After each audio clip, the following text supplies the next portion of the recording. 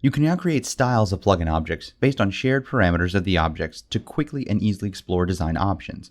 Managing these objects through styles allows you to place, edit, and modify these plugin objects with more efficiency, while giving you greater control over the look, feel, and documentation of your project. Plugin styles allow for the creation of predefined door and window styles. These styles are linked to placed instances of the doors and windows. This allows for both file-wide and by-instance control of these objects. Here, we have a window in two different walls using the same window style. This style is for a specific manufacturer's window type. This window, as with most manufacturer windows, has almost entirely by style parameters. Parameters set to by style will apply to all instances of that style. As you can see, the window sash, width, height, and so on are all grayed out. This indicates that they are by style parameters. Other parameters, such as sill, trim, and lintel, are editable, indicating that they are by instance parameters. This allows for situations like this, where different wall styles require different sill, lintel, and trim settings. Let's take a more in-depth look at by style and instance settings. In this file, we have many similar doors and windows.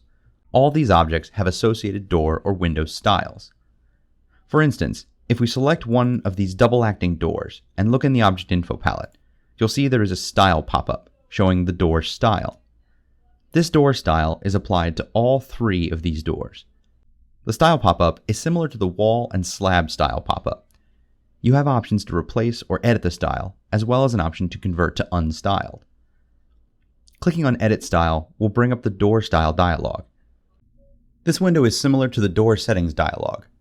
All parameters for the door are shown and can be edited. At the top of the dialog, the style name is shown and can be edited directly. Then, beside each parameter, there is a button. This button sets the particular parameter to by style or by instance. If set to by style, all instances of this door will use the style setting. When set to by instance, the setting can be adjusted individually per door instance. Under General, for this basic example, most of the parameters are set by style. Only width, height, and offset and wall are set to by instance. This means that changes to any of the other values will affect all instances of this door style. For example, if we enable the transom option and set a spring of 200 millimeters, then click OK, all three of these doors update and now show the transom. Now, let's edit a by instance parameter. To do this, the door needs to be edited directly. With the door selected, we can click on the Settings button in the Object Info palette to edit its settings. As you can see, most of the options are grayed out. The grayed out options are parameters set to by style. Also, the by style or by instance buttons are visible to show which fields are editable. The only options that are editable are the options set to by instance in the door style. Let's change the width of this door and see what happens. As you can see, only the width of this door was adjusted because the width field is set to by instance.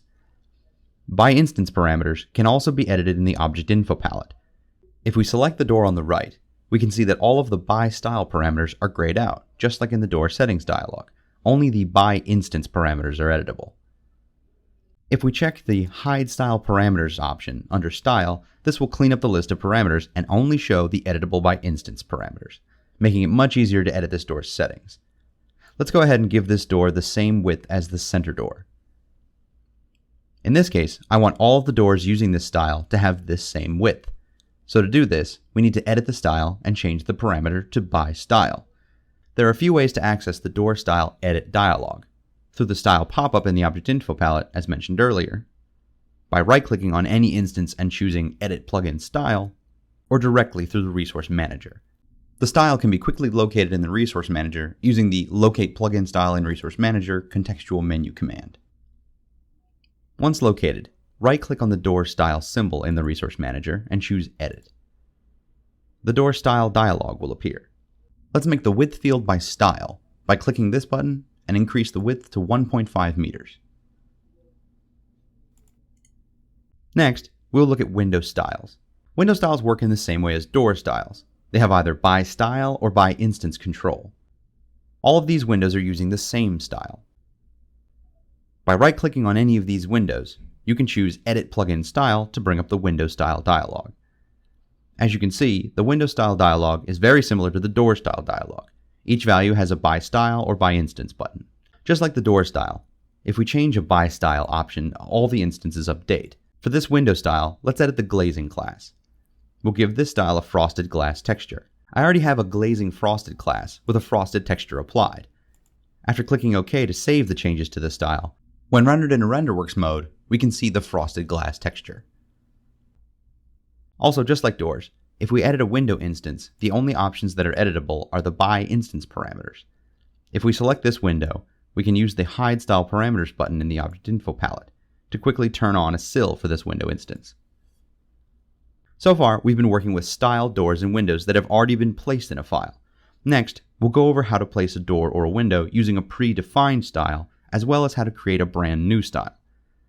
Placing a door or window using the existing style is similar to other styled objects. When the door or window tool is activated, a style definition pop-up will appear in the toolbar.